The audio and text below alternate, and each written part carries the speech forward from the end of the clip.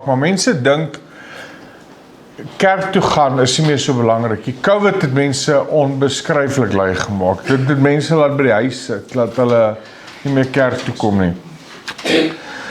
Geliefdes, vanmôre wil ek graag met julle praat oor die krag van lofprysing en aanbidding. Nou, as julle wil, blaai saam na 1 Samuel 16 toe. En die woord van die Here sê dat Dawid was 'n herdersseun gewees. Hy het sy pa se skape opgepas. Nou hy was natuurlik, ek wil amper sê die minste geag tussen al sy broers. Sy broers was hierdie magtige krygsmanne, oorlogsmanne. Dawid was die Bybel sê hy was hy was mooi en hy was rooierig ook en hy was mooi. En dis hoekom die Filistyn toe Goliat uitkom, toe sê hy, wie is jy dat jy so jong seun? Selfs Saul het gesê, jy's 'n jong seun, maar hierdie Filistyn is hy's 'n krygsman van sy jeug af. Jy's so mooi en so cute en alles. Dawid was mooi, maar sy gees was soos die van 'n buffel, want hy het wat hy gedoen het, is terwyl niemand gesien het nie, en hy het die skape opgepas, het die Here hom geleer om die beer te veg, die leeu's te veg, en hy het harp en lier gespeel. So hy het in sy eensaamheid het hy gesit en harp en lier gespeel. En raai wat? Dit het gemaak dat sy gawe hom gebring het voor die koning van Israel, koning Saul. Sy gawe, your gifts will bring you before king, sê prediker ook. Maar nietemin, wat gebeur het is, Saul was die eerste koning van Israel gewees, en hy was baie afvallig van die Here gewees. Hy het die Here geongehoorsaam, en ons praat nou net van ongehoorsaamheid, hy het die Here geongehoorsaam, hy het afvallig geword van die Here, en toe kom daar 'n bose gees van die Here gestuur oor Saul. Die gees van die Here het gewyk van Saul, maar die Bybel sê daar kom 'n bose gees dat die Here stuur, omdat Saul die gees van die Here verwerp het. En ons lees dit dan vers 14. Kyk saam met my wat sê vers 14. Maar die gees van die Here het van Saul gewyk. Dis nou die eerste koning van Israel. Maar die gees van die Here het van Saul gewyk. En 'n bose gees deur die Here gestuur het hom verskrik. Toe sê die dienaars van Saul vir hom, kyk tog, 'n bose gees van God verskrikkie. Hoeveel van julle weet, 'n bose gees maak dat jy vrees, en dit maak dat jy skrik. Jy moet jou vyand herken. Ek gaan baie nou binnekort praat oor, herken jou vyand en strategieë vir oorlogsvoering in die gees, maar ek het een van die wit borde nodig. Weet een van julle waar kan ons 'n tweedehandse een, kry jy daai regop A3 borde, wat miskien, of nie A3 nie, ja, julle weet daai regop, ek soek dringend so 'n bord, as julle weet van ene. Toe sê die dienaars vir Saul vir hom, kyk tog, 'n bose gees van God verskrik u. Laat ons hier net sê, en dat die dienaars voor u staan, sal 'n man soek wat op die sitter kan speel, en as die bose gees van God oor u is, moet hy speel met sy hand, en dit sal beter met u word. Hoe het hulle geweet dat wanneer iemand musiek speel, en spesifiek gesalfde musiek, dan sal beter gaan met jou siel? Wel, hulle het dit geweet. En wat hulle toe gedoen, jy kan die hele verhaal gaan lees, hulle toe vir Dawid gekry, en Dawid het na Saul gekom, en dan lees ons daar vanaf vers 22 wat het gebeur. Daarna het Saul na Isai gestuur, dis nou Dawid se pa, om te sê, laat tog Dawid voor my staan, want hy het guns in my oë gevind. Nou hoor nou, die kruks is vers 23. En net wanneer daar 'n gees van God oor Saul kom, daai bose gees, as Dawid dit gewaar, natuurlik, neem Dawid die sitter en speel met sy hand. Neem Dawid die sitter en speel met sy hand. Dan voel Saul verlig en word beter, en die bose gees wyk van hom. Sien julle dat gesalfde, ek wil sit my been, ek het gister deur my soet, toe ek die begrafnis gedoen het, het ek deur my soet gebloei. My wond het oopgegaan, my sny wat hulle gemaak het, toe hulle my ligament, so kan ek maar sit? Is dit reg? Want ek het verskriklik pyn. Maar, daar is verskriklik, daar's soveel salwing op gesalfde musiek. Dis hoekom dit so belangrik is om na gesalfde musiek te luister. En hoekom's musiek die taal van die siel is. Nou vandag gaan ons vanuit die woord van die Here uitkyk na wat gesalfde, of althans wat die woord van die Here vir ons sê oor maniere hoe ons God kan prys. Jy sien, as ons hier lees in die psalms en so aan, staan daar prys die Here, loof die Here, ek wil die Here prys, loof die Here, prys die Here, sing tot eer van die Here. Dis wat ons in die Afrikaans sien. Afrikaans is 100 jaar oud, hy het nou die dag 100 jaar oud geword. Engels word elke dag daar woorde by die Engelse taal gevoeg. So Engels is maar 'n nuwe taal, die ou Engels, as jy gaan terug aan 800 jaar terug, toe is jy nie 'n Engelsman toe herken nie. Ek het 'n Bybel op my foon, inteendeel van die eerste Bybel wat geprint is, en jy sal nie Engels kan verstaan nie, jy kan hom probeer lees, want dit is totaal en al verwyder. So, wat ek probeer sê is, al hierdie tale is nuut, maar ou tale soos Hebreëus en Grieks wys vir ons watse woorde daar gebruik word wanneer daar staan prys die Here. En ek wil oor van hierdie woorde vanmôre praat, en ek kon nou 'n slideshow reggekry het en vir julle gewys het, maar die eerste woord wat ek vir julle wil wys wanneer daar staan prys die Here, en die Here het vir Dawid het die Here geprys, en Dawid het die Here geloof en so aan. Ons kry die geval van dit in 2 Samuel 6 en maak net notas. Wat gebeur is, Dawid het die verbondsark van God laat haal uit die huis van Obed-Edom, en hy het die ark gebring na Jerusalem, en hy het voor die Here gedans.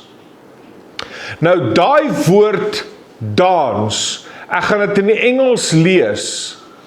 Praise ye the Lord. Praise all ye servants of the Lord. Praise the name of the Lord. Psalm 113 vers 1. Dis net praise the Lord. Daai Hebreëse woord, jy sien agter die Engels en Afrikaans en al die ander tale skuil die Hebreëse woorde. Dan wil ek julle wys wat beteken daai woord prys. Jy sien hierso staan net praise ye the Lord. Okay, prys. Halleluja, prys die Here.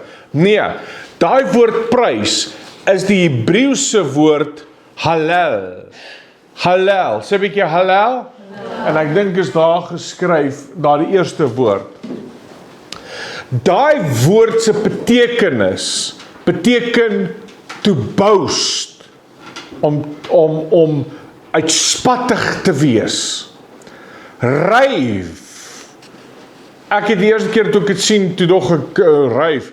Jy sien, die Satan vat goeders en hy kopie dit en hy maak dit verkeerd. Daai ryf het niks te doen met doets. Daai ryf nie. Hierdie ryf het te doen met om uitspattig en te dans voor die Here. Or act glamorously foolish in joyful adoration.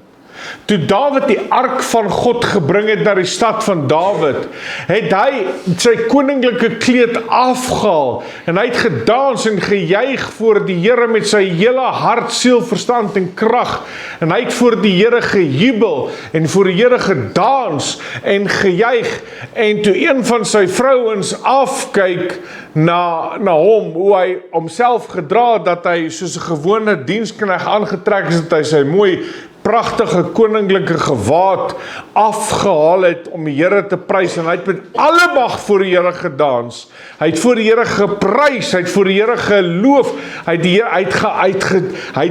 het gespring, hy was uitspattig tot eer van die Here.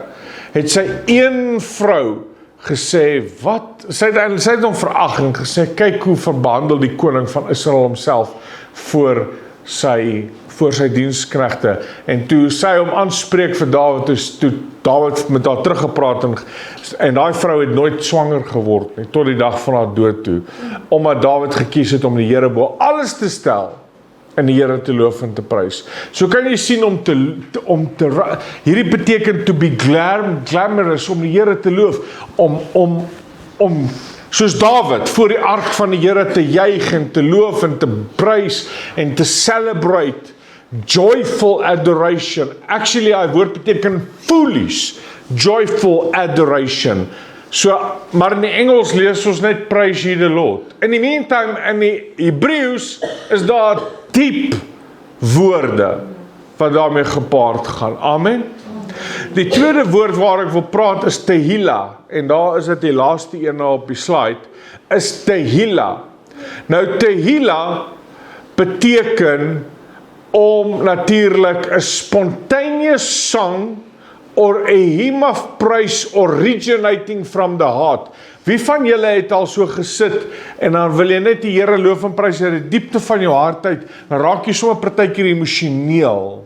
Of al is daar nie emosies nou by gekoppel nie, want emosies het niks te doen met geloof nie. Ons wandel deur die geloof en nie met aanskouding nie. So, jy prys die Here uit jou hart uit. Jy dink jy sing net, want dit kom net so ewe skielik in jou op, 'n liedjie wat jy onthou. Wil jy met my same gaan hemel toe, of wat ook al 'n liedjie is, of ek wil die Here loof, ja altyd prys. Nou wil ek hom klaar sing. Sy lof sal altyd deur in my mond wees. Amen. Nou daai is om die Here te prys, dit is Tehillah, om die Here so te prys. En ons sien dit toe Moses en die volk deur die Skelfsee trek, en hulle kom aan die ander kant, onthou julle toe Farao se manskappe, toe hulle daar, die manne met probeer vir Moses en die Israeliete najaag op hulle perde, wat doen die Here? Die Here laat die water sak, en dit oordek almal, en dit natuurlik, wat Moses doen aan die ander kant, is hy begin om 'n lofsang tot eer van die Here te sing. Lofsang en koe. Ek hou van die Here loof en prys. Wie van julle like dit? Het lyk nie so op Sondag nie, maar anyway, dit is die woord Tehillah. Dan die derde woord is Zamar. Nou die woord Zamar, julle sal sien daar op die bord, is dit die derde laaste woord. Zamar is to make music, sing and to pluck strings of an instrument.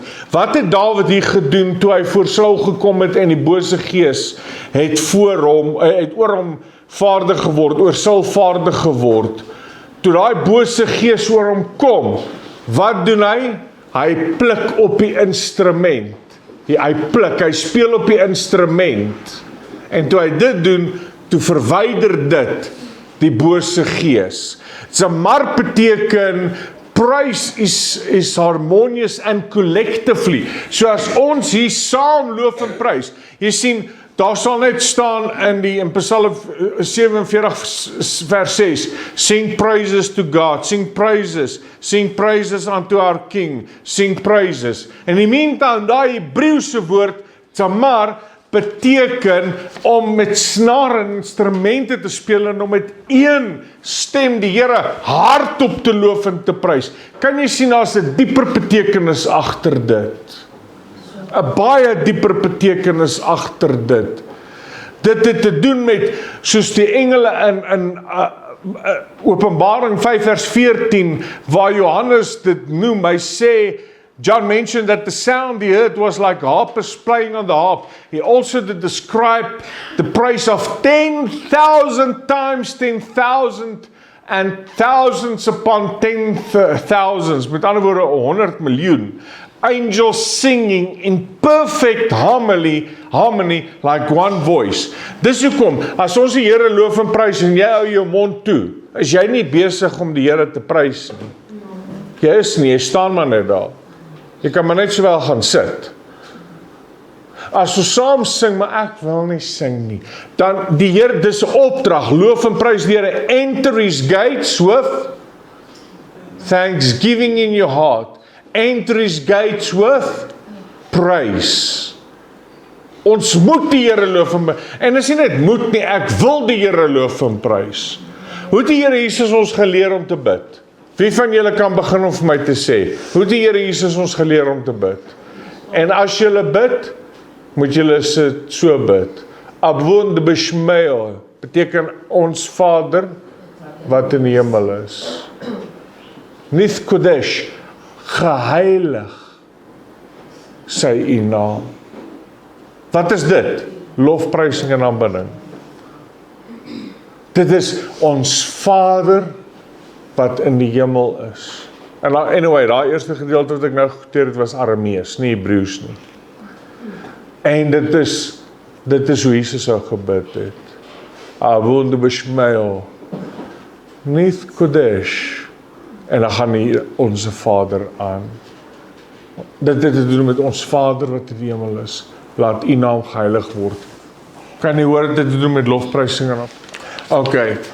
Dan natuurlik die derde woord waarna ons kyk, of die vierde woord, in hierdie geval, en hierdie zamar beteken ook, dat die Here mens trim.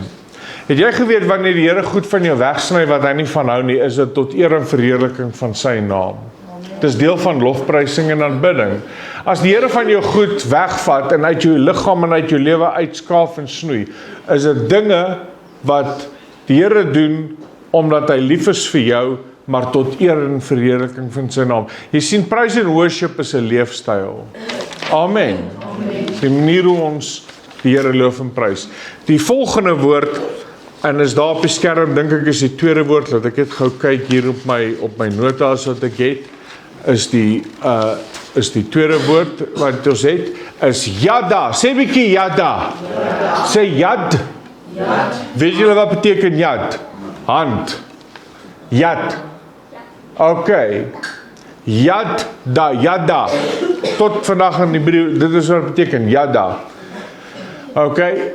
Nou daai woord yada beteken to extend or lift a hand in reverence, thanksgiving or surrender.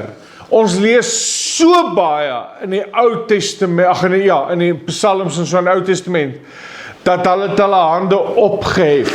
Weet jy dat nêrens in die Nuwe Testament of die Ou Testament sê die Bybel, vou julle arms as julle buig, maak so, vou 'n gebeds, hierdie kom uit heidense gebruike uit.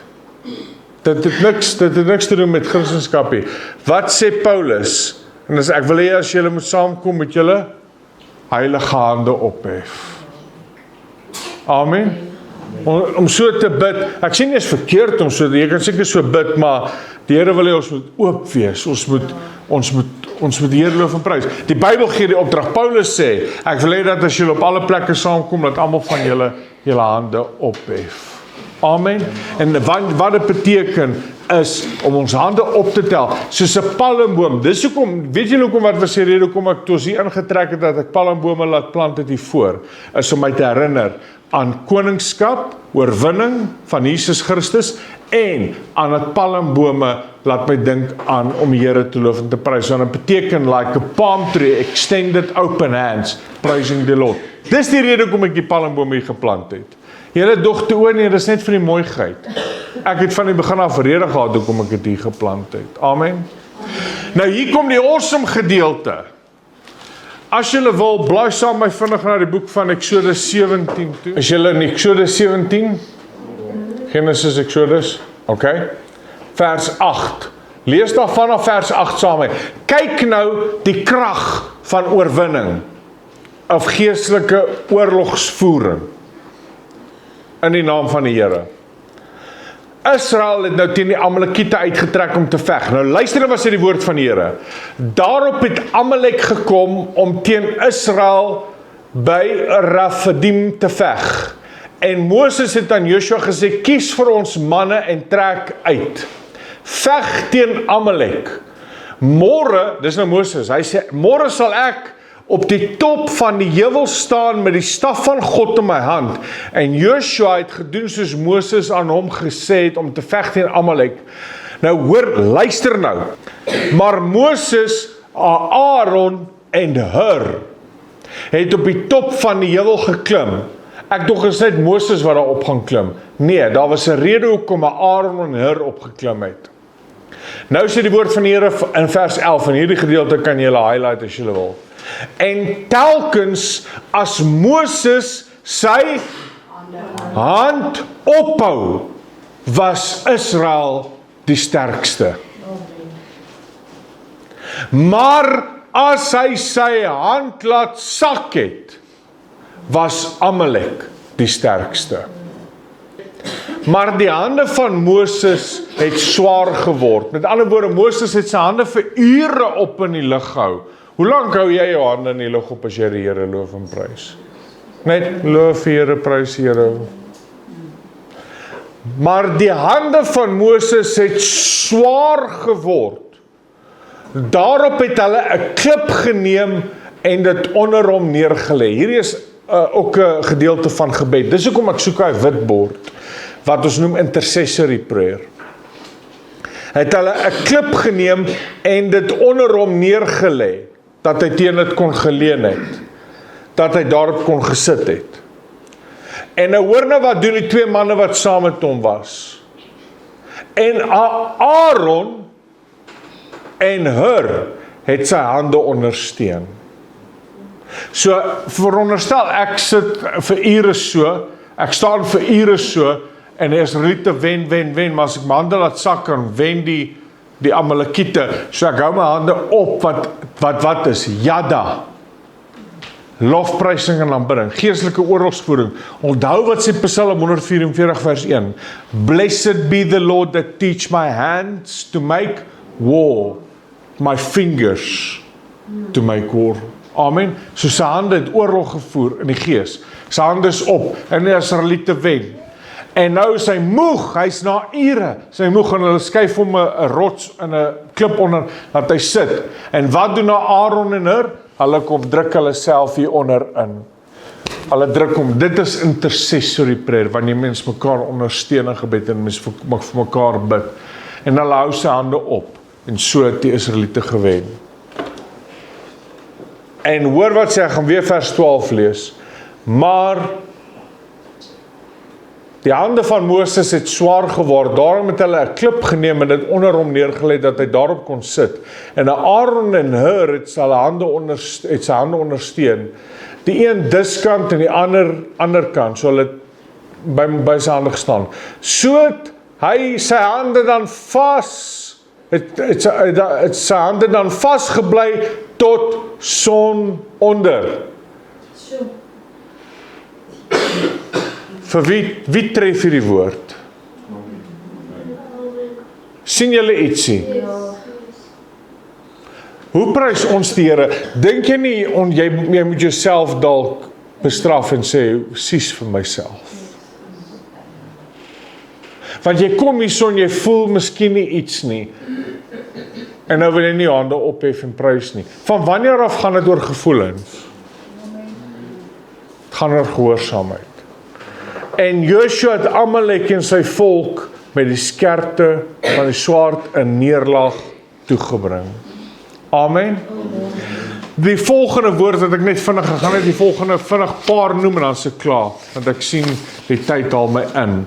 Die volgende ene is Toda. En tot vandag toe in Israel, as ek iets koop of iemand in Israel ondersteun en ek met 'n Hebreër te doen, met iemand wat Hebreëus praat, dan sê ek Toda Rabba, baie dankie. So Toda beteken an extension of a hand. So nie net is Yada an extension of a hand, maar ook Toda, an extension of the hand, specifically offered as a sacrifice of thanksgiving for things not yet received.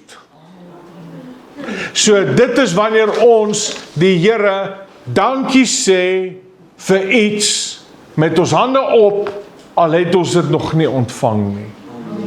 Dit gaan oor ten spyte van, nogtans sal ek die Here loof en prys. Amen. Soos hy in Psalm 56 vers 12 sê, Thy vows are upon me, O God, I will render praise unto thee. Hy woord praise is toda, dankiesegging, met my hande op. Hoe doen ons dit? Amen. Hoe doen ons dit? So met, kom ons volg die Bybelse prinsip. Baie mense sê, hoekom word my gebede nie beantwoord nie? Daar kan redes wees en hoekom het nie geantwoord word nie, en ek dit in detail bespreek. Wie van julle sien uit na die dag wat voorlê? Ek voel van ons sit te min Sondag. Ons moet deur die week, ons moet. Jy moet die tyd uitkoop. Ons moet dit doen. Want as jy vir die Here tyd gaan die Here vir jou tyd byvoeg. Ek het niks tyd nie. Glo my, as jy uit gaan koop en vir die Here dit gee, gaan die Here vir jou tyd byvoeg. Amen. Die laaste paar woorde, die 6ste woord is barag. Barag. Barag is 'n eenvoudige, maar maklike woord om te onthou. Sê 'n bietjie barag. Mense sal uitspreek barak. Maar jy kan dit sê barag of barak. Dit beteken to bless the Lord by kneeling or bowing in humility and reverence. Het ons Here Jesus nie ook so gebid nie? Op sy knieë. En om te buig op jou knieë, ons sien dat byvoorbeeld Daniel, as jy Daniel gaan lees, wat die woord van die Here sê, hoe hy sy 3 keer 'n dag, Daniel, en nie meer wil ek begin volstaan, Daniel het 3 keer 'n dag in Babylon, het hy sy vensters oopgemaak in sy bovertrek, en hy 3 keer 'n dag, het hy gekniel, en gebid in die rigting van Jerusalem. En wat het dit hom gekos? Toe gooi hulle hom in die leeukuil. En toe slaap hy daai aand lekker saam met die leeu's. En kaddel hulle nogal, miskien. En die volgende dag toe Darius kom, Daniel, is jy okay? Ja nee, ek sê koning, jou leeu's is cute. Trek my op, en toe hulle hom optrek, toe vang Darius, toe sê hy, bring 'n ander manne wat die samenswering gehad het. Die Bybel sê, terwyl hulle nog in die lug was, op pad om te val, gryp hy leeu's hulle. Hoekom? Daniel het die Here geken, en hy het die Here geloof en geprys. Daar's soveel krag in lofprysing en aanbidding. Hoekom wil jy net 'n bietjie tyd maak om te sê, loof die Here, want hy is goed. Die God, wie my onderneem, en my weerhou van alle gevare. U, wie my beskerm, teen die boosheid. U, wie was en is en tot in alle ewigheid sal wees. Geloof sy die naam van die Here. Die Here wie my vooruitgaan. Die Here wie my nooit begeef, nooit verlaat het nie. Die Here wie met my is, tot aan die einde van dae. Begin net sulke proclamations maak. Hoor jy wat het ek nou gedoen? Ek het nou prakties vir jou gegee. Ek het nie iets gelees nie. Kan ek dit weer saam met julle illustreer? Die Toda en die Yada. En jy kan bygene doen as jy besig met Toda, Yada en Barag. En dan kan jy dit sing ook as dit Tehillah. Geloof sy die naam van die Here, op wie ek vertrou, die koning van die eeue, die onverderflike, onsienlike, ewige koning van alle eeue. U wie my onderhou het van my jeug af. U wie my geleer het. U wie my geonderhou het. Selfs al het ek nie geweet waar ek na by die dood gekom het nie, het u my onderhou en geonderneem. U was altyd daar, Here, selfs wanneer ek u nie gedien het en geken het nie. Dankie, Here Jesus, dat u vir my gesterf het aan daardie kosbare kruis, dat die bloed vir my gestort is, dat u vir my is en nie teen my is nie. Geloof sy die naam van die Here wie vir my gesterf het, die Here Jesus Christus, en die dood verslind het deur hom op te staan uit die dood. En dat ek kon aanneem as redder en verlosser, en dat die bloed van Jesus my skoon was. En dat ek kan wees 'n kind van God, gered en geheilig, nie deur my werke nie, maar deur die bloed van Jesus Christus. Dankie, Here, dat u om my trek 'n wolkkolom van vuur. dat U my beskerm teen alle onheil. En nou gaan ek aan, ek kan so, en ek bid, en ek dankie Here. Hoor, begin ek niks te vra nie, ek sê net dankie.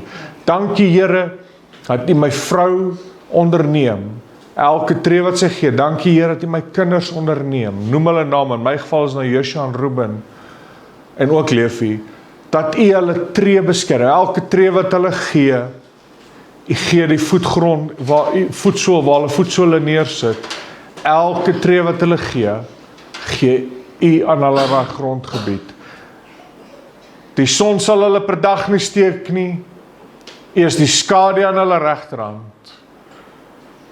U maak hulle toe onder die vleuels van die beskerming. U beskerming het vir ons geword, 'n skild en 'n panster. Ek wil U prys, want U is lofwaardig. U is werklik lofwaardig tot in ewigheid. In die naam wat voor elke ander naam is, die naam van Jesus Christus. Sien julle wat ek nou gedoen het? Het ek iets gevra? Nee. Maar ek het die Here dankie gesê vir dinge wat ek nog nie gesien het nie. My hande is op, dis Yada, Toda, jy kan kniel en bid terwyl jy sê, of jy kan sê, dankie Heer, as jy besig met Tehillah ook. Verstaan julle dit? Nee. Ek dink ek wil volstaan met dit. Ek wil nie verder aangaan nie, daar is ander woorde wat ook gebruik kan word, maar ek wil nie graag inmeng met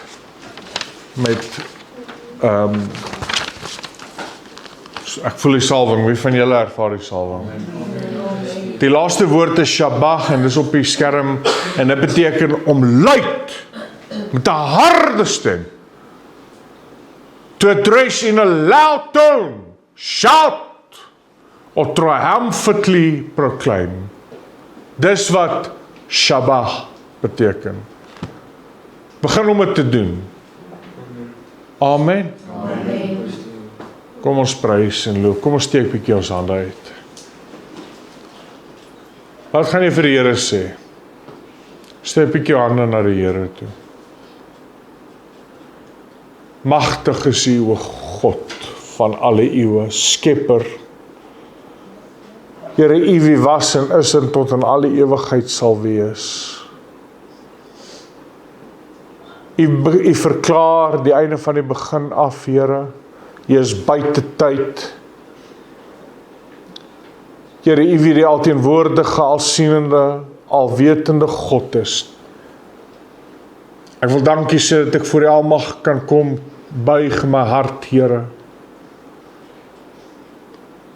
En so dankie sê vir dat U goed is, dat U getrou is. Ek wil U naam loof en prys, Here,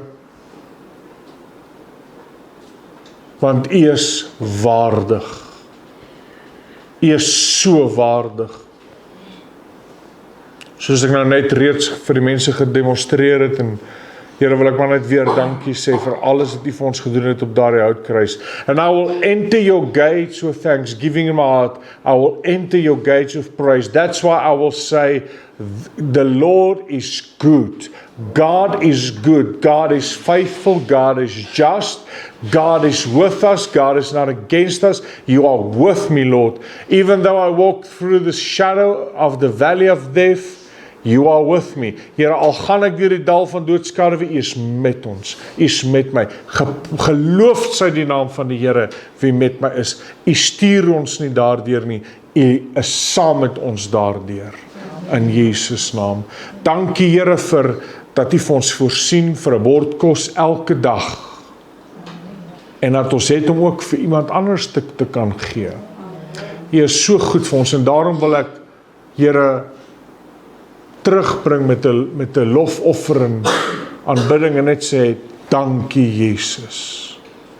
En ek bid Here dat hierdie mense nou verder sal leer om U te loof en te prys. In opregtheid en in gees en in waarheid. In die naam van Jesus Christus. Amen.